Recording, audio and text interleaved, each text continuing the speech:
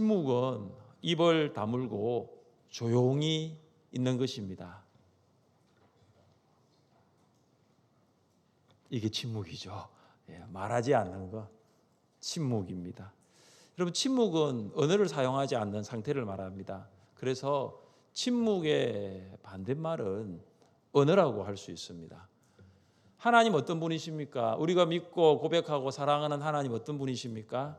성경에서 하나님은 침묵하시는 분이 아니십니다. 말씀하시는 분입니다. 그래서 하나님께서 성경에서 가장 먼저 하신 말씀이 무엇입니까? 하나님이 이르시되 빛이 있으라.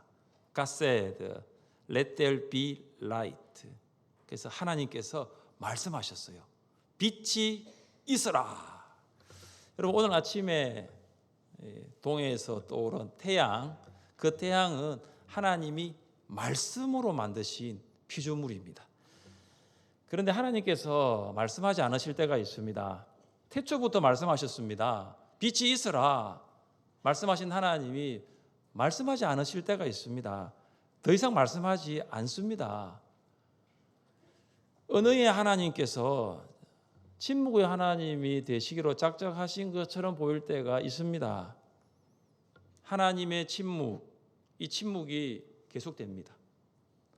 성경을 읽고 있는데 이전에는 성경을 읽으면 하나님의 음성이 들렸어요. 근데 최근 들어 성경을 읽는데 하나님의 음성이 들리지가 않아요. 기도를 합니다. 근데 과거에는 기도를 하면 응답이 참 빨리 왔어요. 즉각적으로 응답이 왔단 말이죠. 근데 기도를 하는데 하나님 응답이 없어요. 말 그대로 침묵입니다. 그래서 마음이 답답하기도 하고 불안해하기도 합니다. 마치 사방이 꽉 막혀 있는 것처럼 출구가 전혀 보이지 않는 것처럼 느껴집니다. 사랑하는 성도 여러분, 여러분 어떻습니까? 혹시 여러분 삶 가운데 하나님이 침묵하고 계신 거 그런 걸 느끼지 않나요? 하나님의 침묵이 길어진다. 하나님 말씀하지 않는다. 그러면 우리 어떻게 해야 할까요? 말씀하시는 하나님을 찾아야 됩니다. 말씀하시는 하나님께 가까이 나오셔야 되는 거예요. 하나님의 침묵이 길어질 때 반드시 점검해야 할 세 가지가 있습니다. 여러분 오늘 설교를 통해서 이 세 가지를 들으실 것입니다. 이 세 가지를 잘 한번 점검해 보세요. 그래서 과거에는 나에게 말씀하셨는데 왜 지금 나에게 말씀하지 않고 하나님 침묵하실까? 이 세 가지를 잘 점검하여서 침묵하시는 하나님이 아니라 말씀하시는 하나님을 경험할 수 있기를 주님의 이름으로 축복합니다. 첫째, 하나님과의 수직적인 관계를 점검하십시오. 하나님의 침묵이 길어진다. 그러면 하나님과의 관계, 우리가 대신 관계라 그러잖아요. 수직적인 관계를 점검해 보십시오.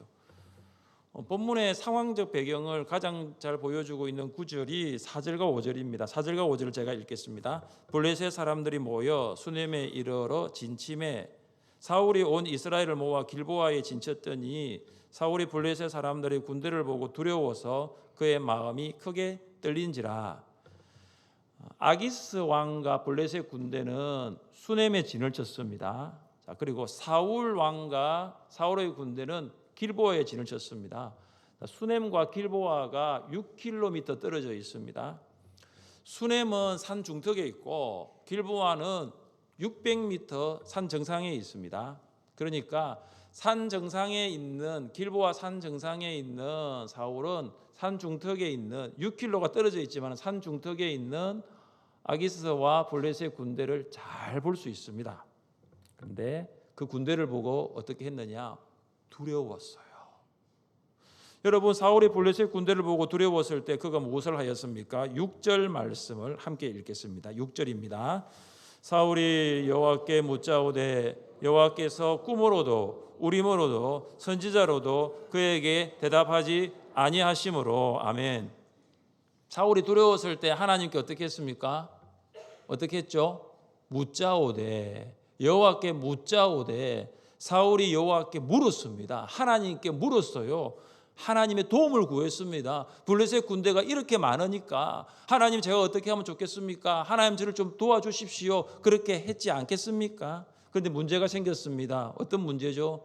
하나님께 물었는데 하나님이 대답을 하셨나요? 하지 않으셨나요? 하지 않습니다. 대답하지 않습니다. 침묵하셨습니다.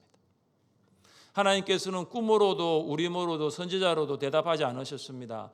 여기 꿈, 우림, 선지자가 나오는데요. 이것은 하나님께서 구약의 이스라엘 백성들에게 자신의 뜻을 계시하실 때 선택하셨던 세 가지 방법입니다. 하나님께서는 개인에게는 꿈을 통하여 자신의 뜻을 계시하셨습니다.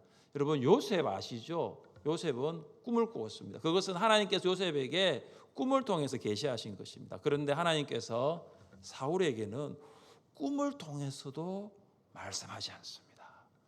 왜 그럴까요? 왜 말씀하시는 하나님이 사울에게는 침묵하셨을까요? 그것은 불순종 때문에. 사울의 불순종하여서 하나님과 사울의 관계가 완전히 단절돼 버렸습니다. 끊어져 버렸어요. 하나님께서는 제사장의 우림을 통해서 하나님의 뜻을 계시하셨습니다. 그런데 하나님께서는 우림을 통해서도 사울에게 대답하지 않습니다. 이유가 있습니다. 사울이 여호와의 제사장 85명을 다 죽여버렸어요. 아비아달 혼자 남았는데 그가 에봇을 가지고 다윗에게로 도망갔습니다. 지금 사울 옆에는 하나님의 뜻을 알려줄 제사장이 한 사람도 없습니다. 그리고 하나님께서는 선지자의 말씀을 통하여 하나님의 뜻을 계시하셨습니다. 여러분 다윗에게는 두 명의 선지자가 다윗에게 있었어요. 갓 선지자, 나단 선지자예요. 근데 사울 옆에는 한 사람의 선지자도 없습니다. 하나님과 사울의 수직적인 관계가 전부 끊어져 버렸습니다. 하나님 꿈으로도 말씀하지 않습니다. 우림으로도 말씀하지 않습니다. 선지자도 없는 상황이에요. 그 결과 하나님께서는 침묵하셨습니다. 여러분 말씀하시는 하나님입니다. 우리가 믿고 고백하고 사랑하는 하나님은 말씀하시는 하나님입니다. 여러분만 하나님께 말씀하는 게 아니에요. 하나님 늘 우리에게 말씀하십니다. 그런데 하나님이 침묵하실 때가 있습니다. 말씀하시는 하나님이 침묵하실 때는 어떤 이유가 있지 않겠습니까? 말씀하시는 하나님이 더 이상 말씀하지 않으실 때는 그만한 이유가 있지 않겠습니까? 성경은 그 이유를 죄라고 이야기합니다.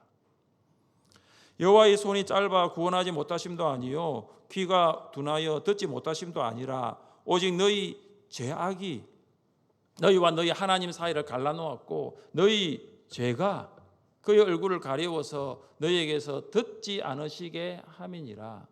유다 백성들이 하나님께 도움을 구했습니다. 기도했습니다. 그런데 하나님이 말씀하지 않습니다. 하나님의 능력이 없어 하나님 우리를 돕지 않는다라고 유다 백성들은 생각했습니다. 유다 백성들 하나님께 기도했습니다. 하나님 들을 수 없어. 하나님 귀가 둔해져 버렸는가 봐. 그래서 응답이 없다라고 그들은 말했습니다. 그러나 이사야 선지자는 말합니다. 그렇지 않다라는 거죠. 하나님의 손이 짧아서가 아니고 하나님의 귀가 둔하여서도 아니라는 거죠. 바로 너희의 문제라는 거죠. 너희의 죄가, 너희의 죄악이 하나님과 너희 사이를 갈라놓았다는 거죠. 하나님께서 침묵하실 때가 있습니다. 왜 침묵하십니까? 죄 때문이에요. 그래서 사랑하는 성도 여러분, 하나님의 침묵이 길어진다라고 하면 하나님과의 수직적인 관계, 다시 말해서 하나님과 나 사이에 죄가 있는지를 우리가 점검해 보아야 됩니다. 여러분 그렇다면 죄가 뭡니까? 여러분 뭐가 죄죠? 소교리문 14번 죄가 무엇입니까? 죄는 무엇입니까? 자, 교리대학에서 배우셨죠? 교리대학 하신 분들이 분명히 많으실 텐데 교리대학에서는 이 죄는 무엇인가에 대해서 뭐라고 말하고 있습니까? 네, 분명히 배우셨겠지만 같이 한번 보면서 읽어보겠습니다. 시작. 죄는 하나님의 율법 중에 어떤 것을 순종함에 조금이라도 부족한 것이나 그것을 범하는 것입니다. 죄가 뭡니까? 하나님의 법에 순종함에 조금이라도 부족한 것, 그것을 범하는 것, 위반하는 것을 죄라고 말합니다. 그러니까 줄여서 말하면 죄는 하나님의 법의 불순종입니다. 하나님의 법의 불순종으로 귀결됩니다. 자, 그렇다면 하나님의 법이 뭐냐라는 거예요. 여러분 하나님의 법은 성경이 주로 가르치는 내용입니다. 자, 여러분 성경책 가지고 계시죠? 자, 성경은 모두 몇 장으로 되어 있나요? 66권이고 몇 장이죠? 1189장. 자, 1189장. 이 많은 성경의 장수 가운데 성경이 정말로 가르치고 성경이 가르치는 주요 내용이 뭡니까? 뭐죠? 하나님을 사랑하는 것이죠. 또 이웃을 사랑하는. 그래서 우리가 줄여서 뭐죠? 하나님, 사랑, 이웃, 사랑. 이것이 율법이 가르치고 이것이 하나님의 법이고 성경이 가르치는 거예요. 자, 그럼 여러분 묻겠습니다. 하나님 사랑과 이웃 사랑을 압축해 놓은 것이 있습니다. 성경 1189장 66권 이 하나님 사랑, 이웃 사랑을 압축해 놓은 것이 있어요. 뭐죠? 십계명이죠. 그러니까 하나님과의 관계에서 내가 뭔가 죄가 있다. 그것을 확인을 할 수 있는 방법은 뭐냐? 십계명을 보면 됩니다. 특별히 십계명 1에서 4계명을 살펴보시면 됩니다. 자, 십계명 제1계명이 뭐죠? 너는 나 외에 다른 신들을 내게 두지 말라. 무슨 말입니까? 하나님만이 우리의 유일한 사랑의 대상이라는 거죠. 하나님만이 내가 사랑해야 할 유일한 분이라는 거예요. 2계명이 뭡니까? 너를 위하여 새긴 우상을 만들지 말라. 정말 하나님을 사랑한다면, 너희들이 정말 나를 사랑한다면 다른 사랑의 대상은 만들어서는 안 된다는 게 2계명이에요. 제3계명이 무엇입니까? 너는 내 하나님 여호와의 이름을 망령되게 부르지 말라. 이 말이 뭡니까? 우리의 말과 우리의 행동을 통해서 하나님의 이름을 거룩하게 하라는 거예요. 제4계명 잘 아시죠? 뭐죠? 안식일을 기억하여 거룩히 지키라. 주일을 성수하라는 겁니다. 여러분 한번 돌아보세요. 제가 무슨 말을 하고 있습니까? 하나님과의 관계, 그 안에서 내가 이 4가지 계명을 한번 점검해 보시면 됩니다. 자, 여러분, 나는 정말로 하나님만을 사랑하고 있습니까? 나는 다른 대상 사랑하고 있지는 않아요? 나의 말과 행동은 정말로 일치합니까? 그래서 하나님의 이름을 거룩하게 합니까? 나는 주일을 거룩하게 지키고 있습니까? 사랑하는 성도 여러분, 하나님만을 사랑하시기를 바랍니다. 하나님의 은혜로 구원받은 우리잖아요. 여러분, 이거 우리가 다 고백하잖아요. 내가 구원받은 것은 하나님의 전적인 은혜입니다. 나 같은 죄인을 하나님이 사랑하셔서 나를 구원하여 하나님 자녀 삼으셨습니다. 우리가 다 고백하잖아요. 그럼 우리가 사랑해야 할 분은 누굽니까? 우리가 정말로 예배해야 할 분은 누굽니까? 하나님밖에 없단 말이죠. 여러분, 이것이 굉장히 중요한 거예요. 우리가 다시 하나님만을 사랑할 때, 우리가 다시 하나님만을 예배할 때, 우리가 정말로 하나님만을 온전히 섬길 때 말씀하시는 하나님을 경험할 수 있습니다. 여러분의 삶 가운데 기도할 때 하나님 응답하시고, 내가 성경 읽을 때 하나님 말씀하시는 그 하나님 날마다 경험하시기를 주님의 이름으로 축복합니다. 둘째, 영적 지도자와의 수평적인 관계를 점검하십시오. 여러분, 하나님과 침묵이 길어지고 있습니까? 그렇다면 영적 지도자와의 수평적인 관계를 점검해 보십시오. 우리 3절 말씀을 같이 읽습니다. 3절입니다. 사무엘이 죽었으므로 온 이스라엘이 그를 두고 슬피 울며 그의 고향 라마에 장사하였고. 자, 3절은 사무엘이 죽었으므로로 시작됩니다. 여러분, 사무엘의 죽음은 방금 3절에만 기록된 것이 아니고 이미 훨씬 앞에 25장 1절에도 기록이 되어 있습니다. 자, 그런데 왜 다시 이 3절에 사무엘이 죽었다는 것을 언급하는 이유가 무엇일까요? 이것은 하나님의 침묵이 길어지는 이유를 설명하기 위해서입니다. 왜 하나님이 침묵하시느냐? 하나님의 뜻을 전하는 영적 지도자가 없기 때문입니다. 여러분, 영적 지도자는 하나님의 말씀을 듣고 그 말씀을 전하는 사람입니다. 사무엘이 바로 그런 영적 지도자였습니다. 사울이 이제 잃은 아기들을 찾아다닐 때가 있었거든요. 그때 사울이 라마에서 사무엘을 만납니다. 그래서 사무엘이 사울을 환대해 줍니다. 상석에 사울을 앉게 만들고 사울에게 가장 좋은 고기를 대접합니다. 다음 날 아침 사무엘이 사울에게 무엇을 합니까? 내가 하나님의 말씀을 네게 들려주리라. 이것이 영적 지도자거든요. 그러니까 사무엘이 사울에게 하나님의 말씀을 들려줍니다. 그리고 그 자리에서 사울에게 기름 부어 이스라엘의 왕으로 세웠습니다. 시간이 흘러서 하나님께서 사무엘을 통해서 사울에게 이렇게 말씀하십니다. 너 가서 아말렉을 진멸하라고 합니다.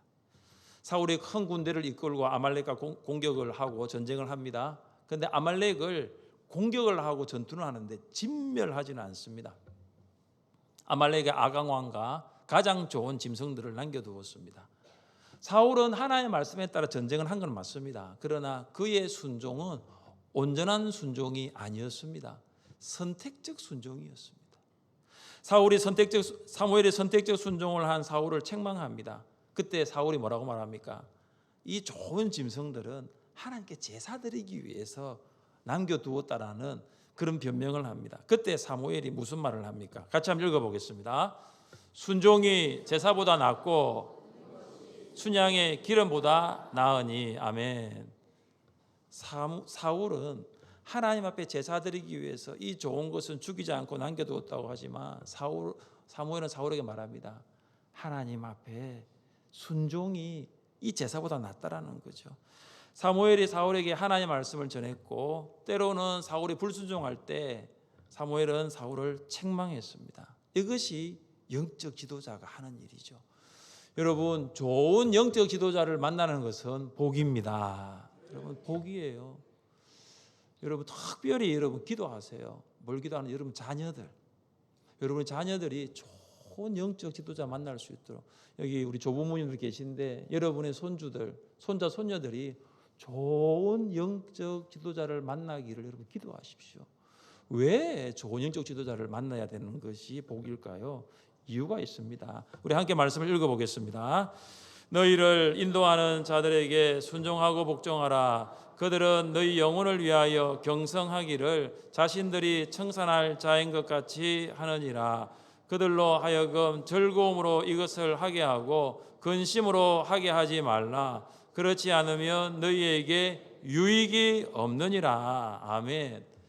여러분, 왜 좋은 영적 지도자를 만나는 것이 복일까요? 방금 읽은 말씀에 보면 경성이라는 말이 있거든요. 경성. 이거 뭐냐면 지킨다, 보호한다예요. 좋은 영적 지도자는 성도의 영혼을 위하여 경성합니다. 성도의 영혼을 지키고 보호합니다. 세상과 사탄의 유혹으로부터 성도의 영혼을 지킵니다. 그래서 성도의 영혼을 위한 기도를 쉬지 않습니다. 성도의 영혼을 위한 기도를 멈추지 않습니다. 제가 노예 임원회 워크숍으로 출타를 했는데도 몸은 바깥에 있는데 늘 생각은 교회에 머물더라고요. 왜냐하면 성도의 영혼을 위하여 기도할 수밖에 없습니다. 그래서 우리 조 집사님 우리 심호상 당한 것도 제가 연락을 받고 기도하고, 여러분 성도님들 주중에 있었던 일들 제가 다 알고 있습니다. 다 제가 외국에 나가 있었지만 다 기도해요. 이게 왜냐? 기도할 수밖에 없어요. 그리고 좋은 영적 지도자는 성도들에게 말씀에 꼴을 먹이고 설교를 준비하고 양육 훈련을 가르칩니다. 왜 그렇게 해야 되느냐? 이유가 있습니다. 영적 지도자는 영적 지도자 위에 하나님이 계세요. 하나님께 다 보고해야 됩니다. 하나님께서 영적 지도자에게 물으시거든요. 하늘샘 교회를 섬기는 저에게도 묻습니다. 너 하늘샘 성도들 너에게 맡겼는데 그들을 위하여 경성하였느냐? 우리 목자님들 예의가 아닙니다. 나의 영혼들을 너에게 목원으로 맡겨주는데 너희들 목자들은 그 영혼을 위하여 경성하였느냐? 우리 하나님께 보고해야 됩니다. 그래서 영적 지도자는 늘 영혼을 위하여 기도와 말씀으로 보호하고 지킬 수밖에 없는 거예요. 헨리 블랙커비는 영적 리더십에서 영적 리더를 이렇게 정의합니다. 여러분, 영적 리더는 사람들을 움직여 현재의 자리에서 하나님이 원하시는 자리로 가게 한다. 이가 영적 지도자예요. 그래서 성도들을 움직이는데 성도들을 움직여서 어떤 일을 하게 하냐면 하나님의 일을 하게 합니다. 세상의 일도 아니에요. 성도들을 움직여서 하나님의 일을 하게 하는 사람이 누구냐? 영적 지도자입니다. 세상적 방법으로 움직일 수 없습니다. 영적 방법으로 성도들을 움직여야 하는데 그 영적 방법이 뭐냐? 제자 훈련이에요. 예수님이 그렇게 하셨거든요. 예수님이 12제자들을 부르셔서 3년 동안 그들을 훈련시켰습니다. 말씀을 알지 못했던 제자들에게 말씀을 가르치시고 세상 나라 이스라엘의 해방만을 유일한 소망으로 삼고 살았던 그들에게 하나님 나라를 보여주셨습니다. 영적 지도자와의 수평적인 관계를 맺어갈 수 있는 영적 방법이 제자 훈련입니다. 성도들은 이것을 통해서 영적 지도자의 목회 철학과 목회 리더십을 이해할 수 있습니다. 하나님께서 사무엘을 통하여 사울에게 말씀하신 것처럼 하나님께서 영적 지도자를 통해서 우리에게 말씀하십니다. 여러분 한번 생각해 보십시오. 제가 목장 나눔지 질문 중에 그런 질문을 넣었거든요.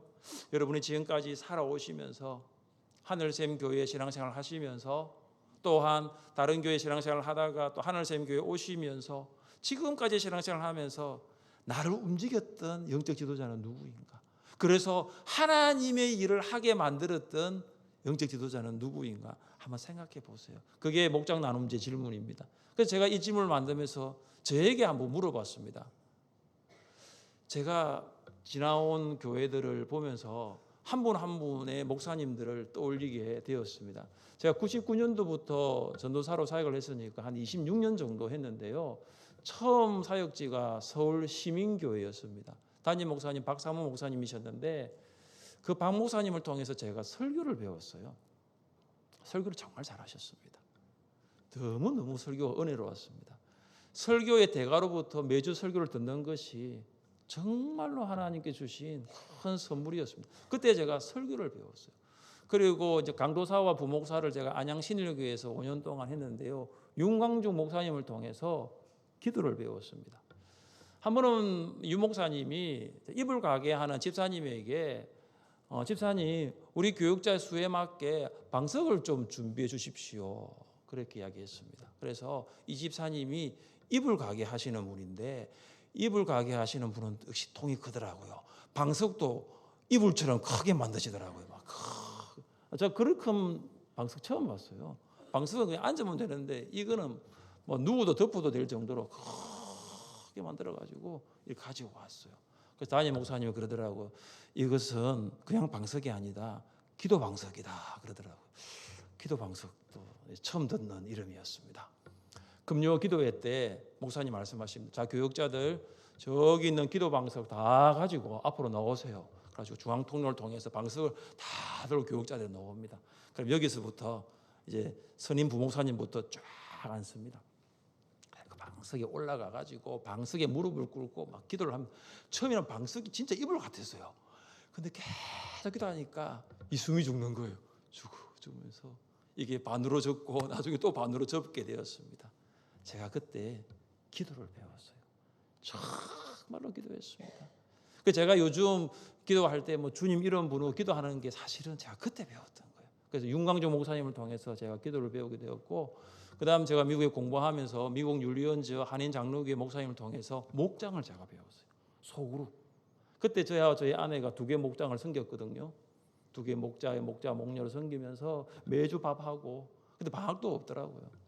그렇게 하면서 그때 소그룹을 제가 배워요. 그래서 제가 계속해서 목장 모임 강조하고 목장으로 모이세요. 집에서 모이세요. 그걸 강조하는 이유가 제가 그때 배웠기 때문에 아마 한인 장로교를 통해서 제가 목장을 경험하지 않았으면 아마 여러분 그렇게 강조하지 않습니다. 그때 제가 배웠고 그걸 통해 영혼 구원이 되고 제자 양육이 되고 제가 보았기 때문입니다. 그래서 울산교회에서는 정근도 목사님을 통해서 제자 훈련 목회를 제가 배웠습니다.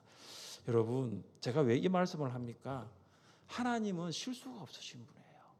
하나님께서는 때마다 영적 지도자를 통해서 하나님의 일을 하게 하십니다. 그래서 여러분 목자에게 잘하시기를 바랍니다. 하나님이 실수가 없으시죠? 그 목자를 여러분에게 붙여주신 분도 하나님이십니다. 목자가 전화할 때 전화 잘 받으셔야 되겠죠? 네. 목자가 문자 카톡 보내면 좀 대답을 좀 하세요. 그래도 내라도 하시고 이게 왜냐하면은 목자와의 관계라는 거예요. 여러분 이 관계를 잘 하십시오. 이 관계를 잘 해야지 하나님이 말씀하십니다. 하나님께서 여러분에게 응답하시는 거죠.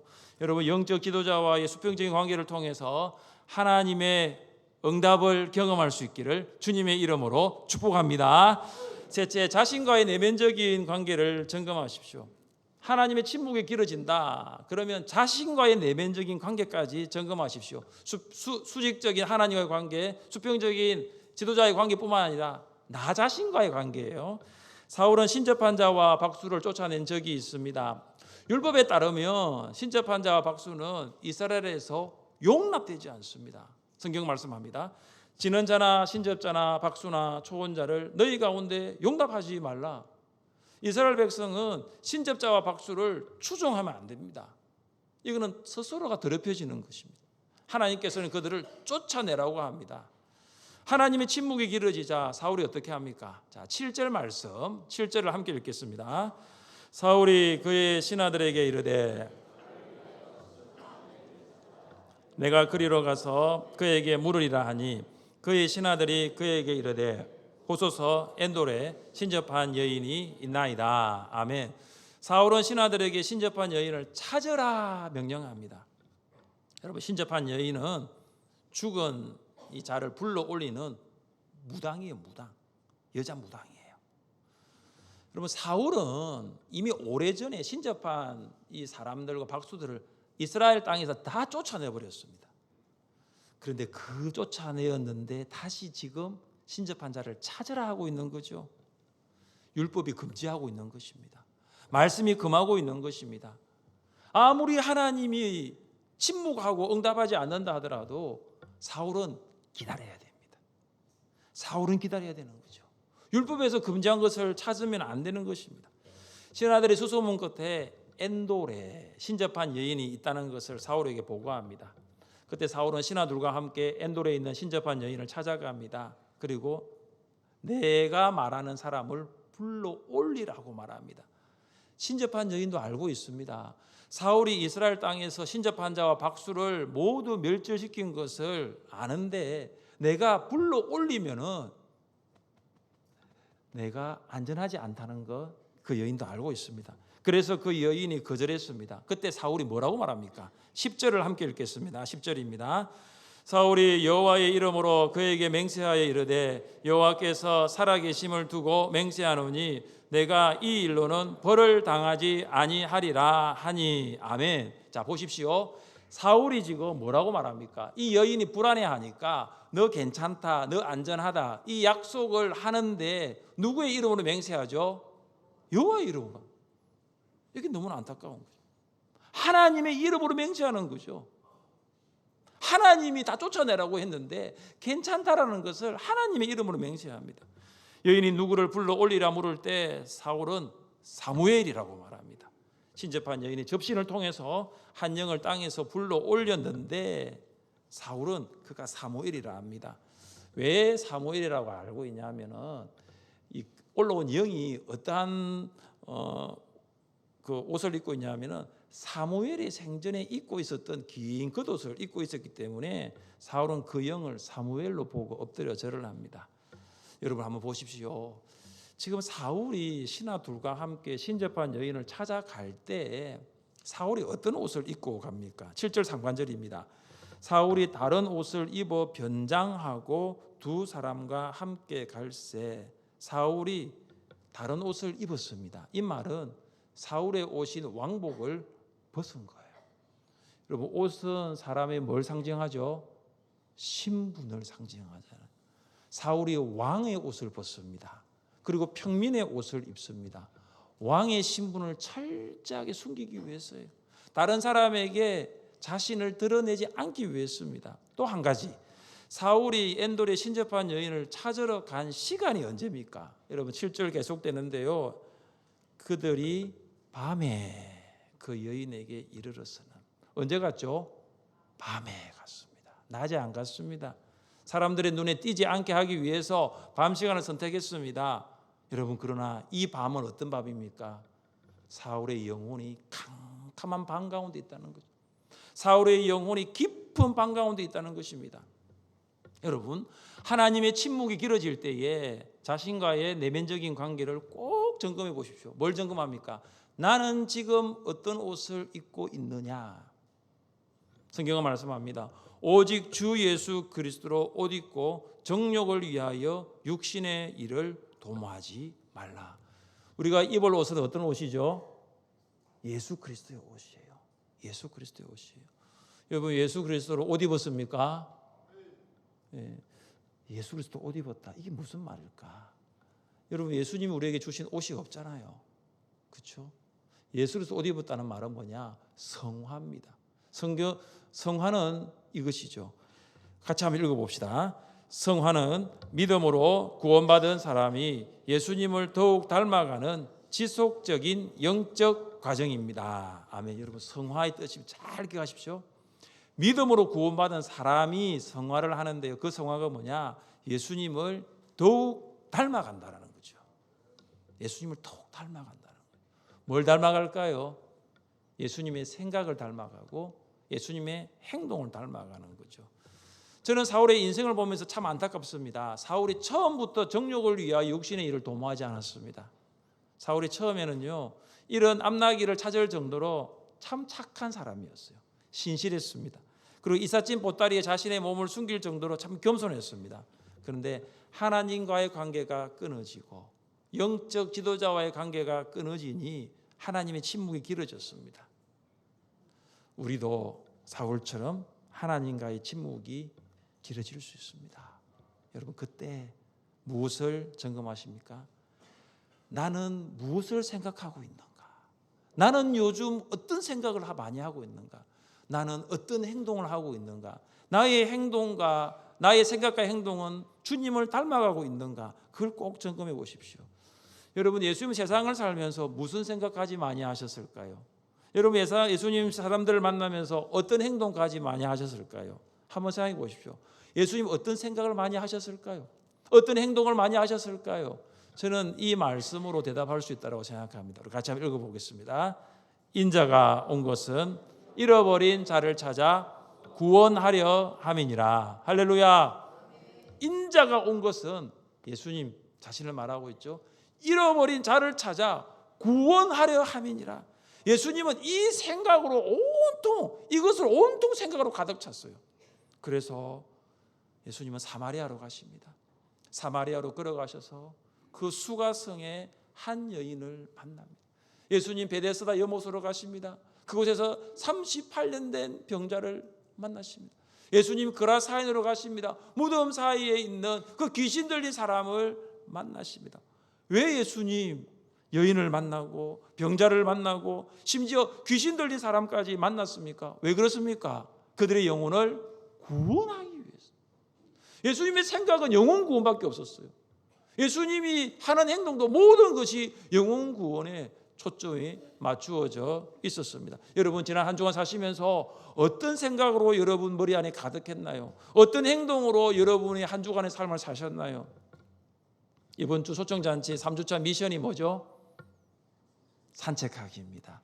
산책하기 좋은 계절입니다. 그렇죠? 꼭 VIP와 함께 이번 주 산책하십시오. 그리고 10월 20일 날 하나님께 드릴 영혼 구원, 영혼을 하나님 앞에 드리는 추수의 시간이 될 수 있기를 간절히 원합니다. 사랑하는 성도 여러분, 하나님께서 여러분에게 침묵하고 계시다면 관계를 한번 점검해 보십시오. 말씀을 읽는데 하나님의 음성이 들리지 않아요. 기도는 계속하고 있는데 응답은 더딘 것처럼 보여요. 예배의 자리로 나왔는데 예배 때 하나님이 나와 함께 하시는 것이 느껴지지가 않아요. 여러분 하나님과의 관계를 점검해 보십시오. 여러분 영적 지도자의 관계를 점검해 보십시오. 여러분의 내면에서 주님처럼 생각하고 주님처럼 행동할 수 있기를 원합니다. 그리하여 말씀하시는 하나님을 날마다 경험할 수 있기를 주님의 이름으로 축복합니다. 우리 자리에 일어나셔서 찬양합시다.